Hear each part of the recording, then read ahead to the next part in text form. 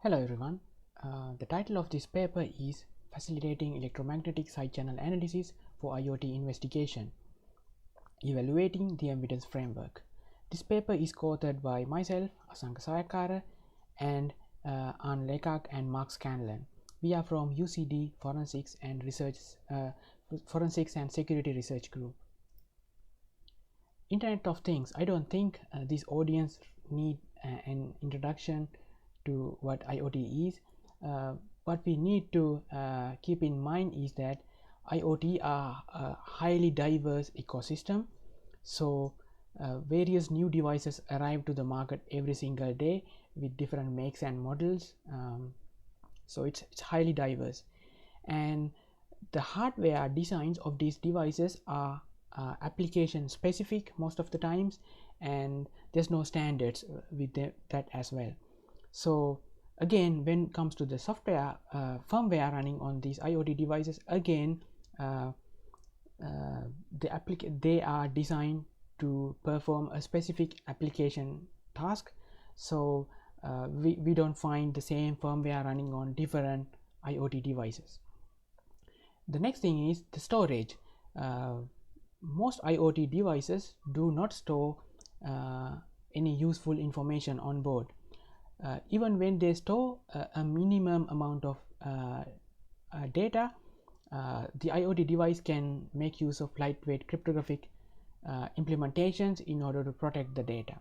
So because of these reasons, IoT forensics is a challenging task. Usually IoT devices communicate with the outside world in two different ways. One is the device has internet connectivity to directly communicate with a remote server. The other is the device may not have direct internet access, however it can communicate with a smartphone application. So the user of the device can have a special smartphone application which can interact with the IoT device in order to get any whatever the purpose from that device. So when trying to extract forensically relevant information from an IoT device, the investigators can go and look for the content in the cloud servers or in the mobile device which interacted with the IoT device. However, the IoT device itself is a black box most of the times because of the reasons I mentioned before. It's very difficult to use traditional classical digital forensic methods to gather evidence from IoT devices. So this is where EM side channel analysis comes into play a role.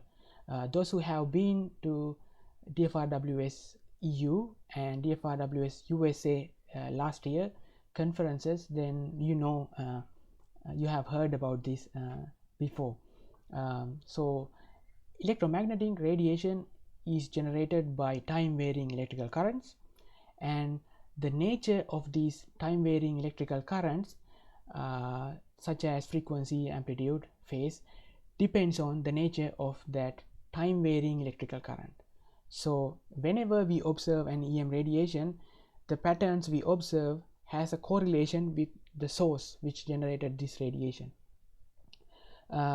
So computers we use today are a source of strong electromagnetic radiation because they use time varying electrical currents inside them. So EM side channel analysis or EMSEA is a long-standing domain in information security, where we observe the emissions coming from a computing device and then try to infer what is going on inside the device. We can eavesdrop on the device. So how can we make use of EMSEA in order to help traditional digital forensic investigations? So in classical digital forensic investigations, we have a device identified in a crime scene or maybe in any other investigative scenario, and once the device is identified, the question arises whether the classical forensic investigative methods are applicable to this device. If the answer is yes, then no problem, we can go ahead and acquire an image of the non-volatile storage and analyze it. However, if the answer is no to this question, whether classical methods are applicable, then we need to gather as useful information as possible from some alternative means. So this is where EM side channel analysis can help.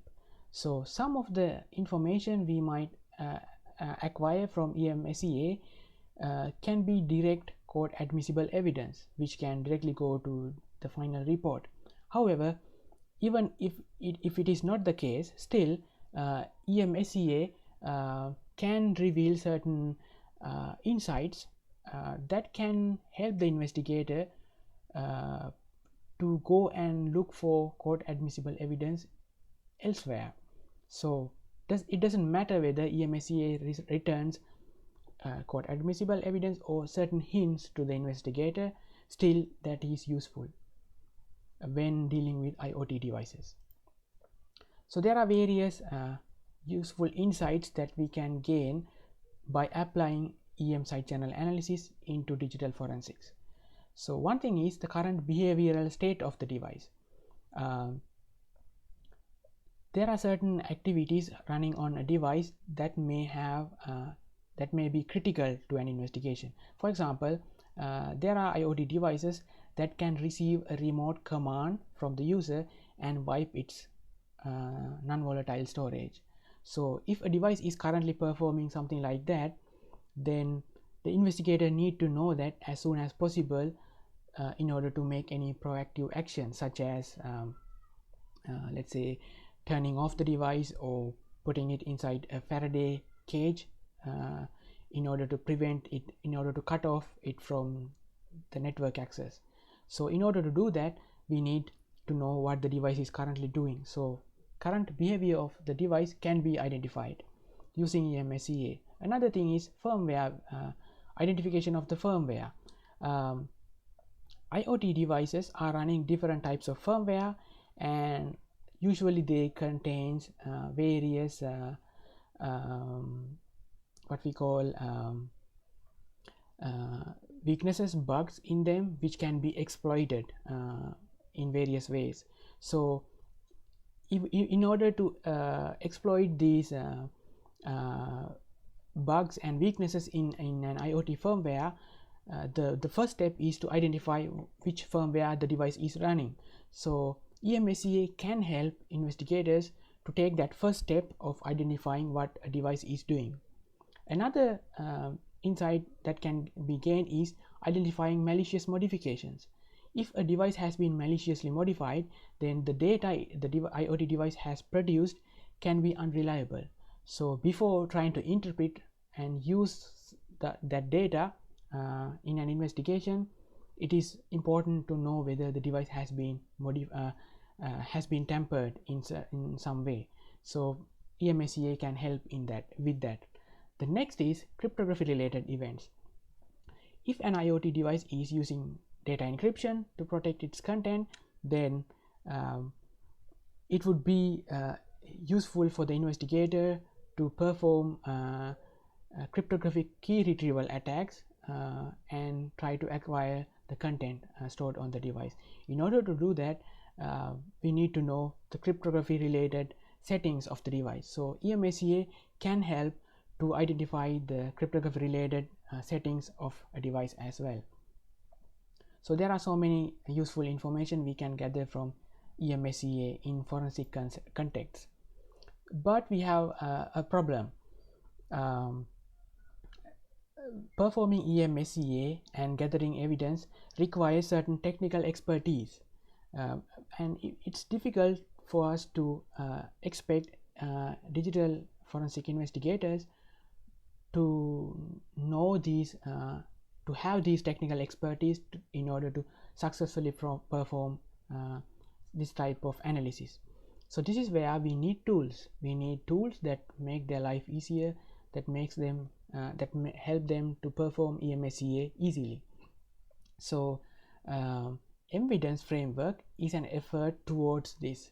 Emvidence is an open source and extendable software framework which is designed to gather forensically useful evidence from IoT devices. So it uses a community of people who in order to build capabilities to analyze different devices.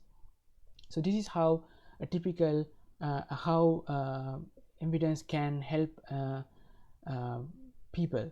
So whenever an IoT device is encountered in an investigation, the very first thing is gathering useful insights at the triage examination phase. So Emvidence can help with that.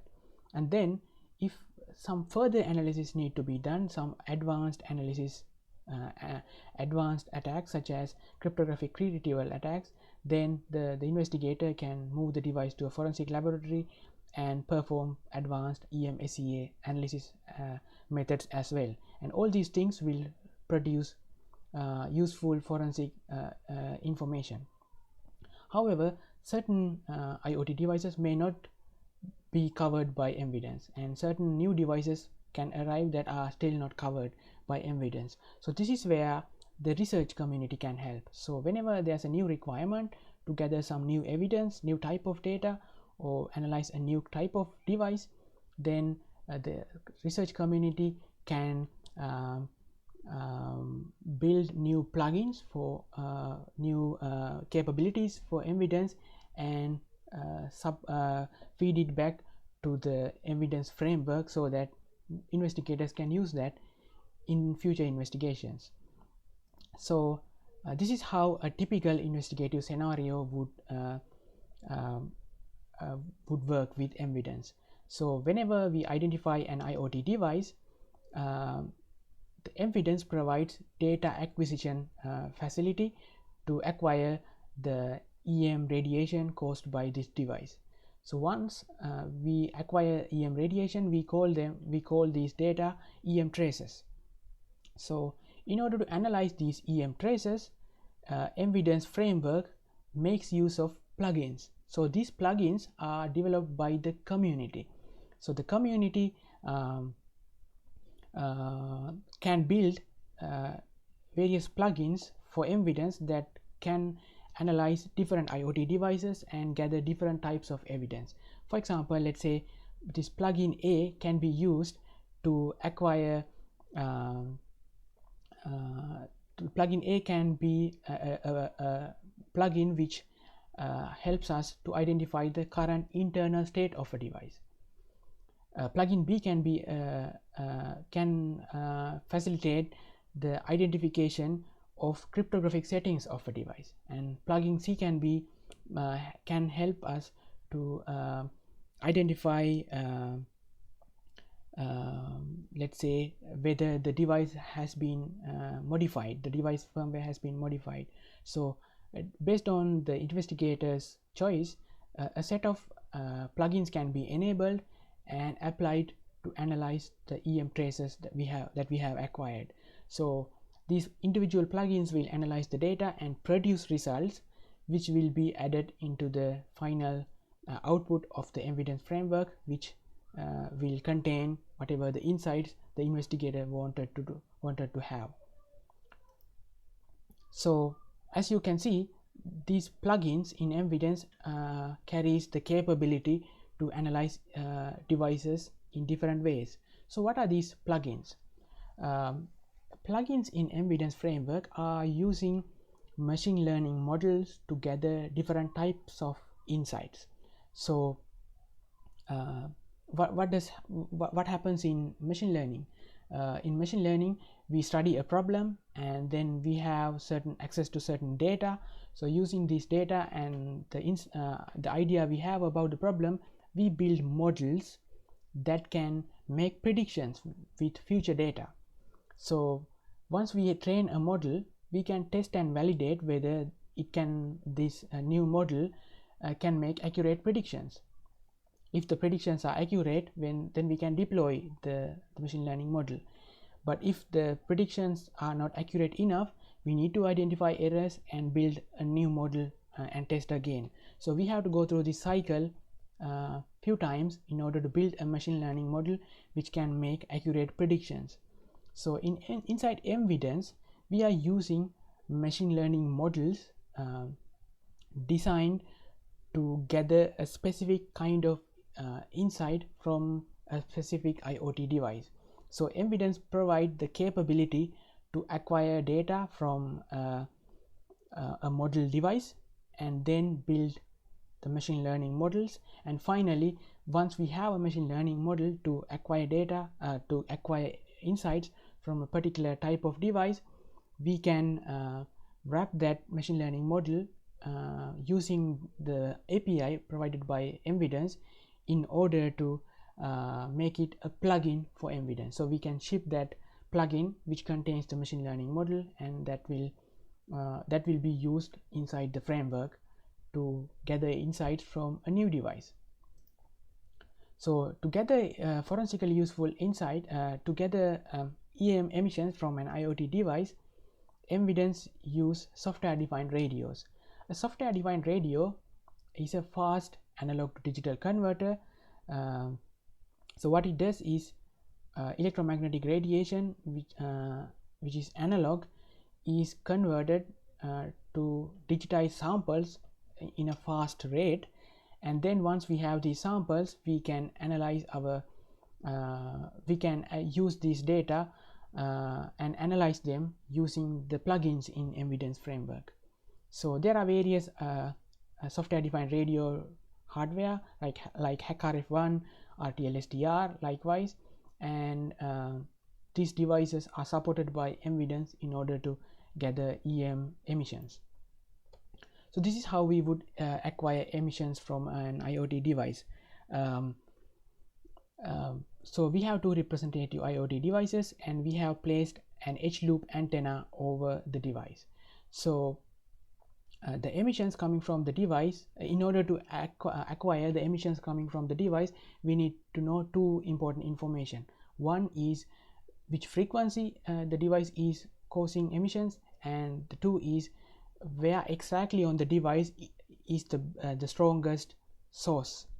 And as you can see in this graph, we can see the emission signals from the two representative IoT devices, 1.4 GHz and 288 MHz.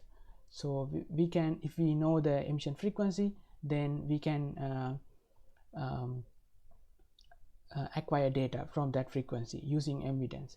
And the exact place we put the antenna over the device again affects the quality of the signal we acquire. For example, in this graph, as you can see, the signal is weaker. In this graph, the signal is stronger and it is more detailed. So both these signals are acquired from the same device, but by placing the antenna in two different locations. So we need to empirically identify the best place to place the antenna, and then we can we can use that setting in future investigations with that same type of IoT device. So this is an example scenario where we can use Emvidence and we can build an Emvidence plugin and use that. So this IoT device is a fire warning device which has multiple internal states. So by default it's in smoke detection phase, where it is trying to identify a fire, and then whenever it detects a fire, it goes through a series of states at the end to ring an alarm. So someone has to reset the device in order to put it back in the smoke detection phase. And this device has another switch which can put the device into idle state. So whenever the device is in the idle state, it cannot detect any smoke. So in an investigative scenario, knowing which state the device is in can be useful. For example, if the device is in idle state, then the investigators know that someone manually put the device into idle state in order to prevent it from detecting a fire. So we are simulating this device using an Arduino. So these 4 graphs here represent the patterns of caused by the representative Arduino IoT device running on different these 4 states. So we have acquired data using Emvidence with 30-second long EM traces for each state of the device, and then we move on to build a machine learning model to identify these internal states.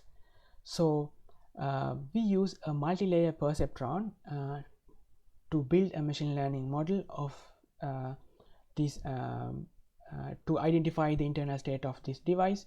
So we have we use a 250 millisecond long non-overlapping sliding window, which we can which we send through the EM dataset and extract smaller windows, and then we convert each window into the frequency domain where we build a feature set which we can use to train a multi-layer perceptron machine learning model. It turned out that our classifier is able to detect the internal state of the IoT device with an accuracy of 99%. This means when we ship this machine learning model as a plugin to Emvidence, the investigators can use that to identify the current internal state of the device with almost certainty. So they can know what the device is doing currently.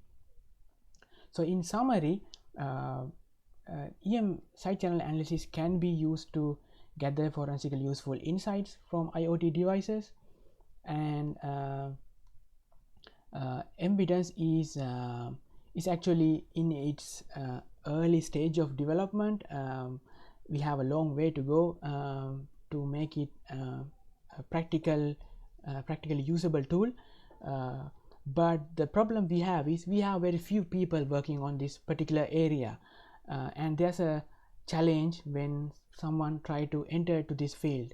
So we hope that Emvidence will fill that gap and help people to use this tool in order to do further research and identify new methods and capabilities to gather insights from IoT devices through EMSEA. So you can contribute to the development of Emvidence. You can test it, you can help to build new plugins to it. The source code is it's open source, so the source code is available in GitHub. So I invite you to join and improve Emvidence to make it really usable tool. So thank you so much. With that, I'm ending my presentation. Thank you so much.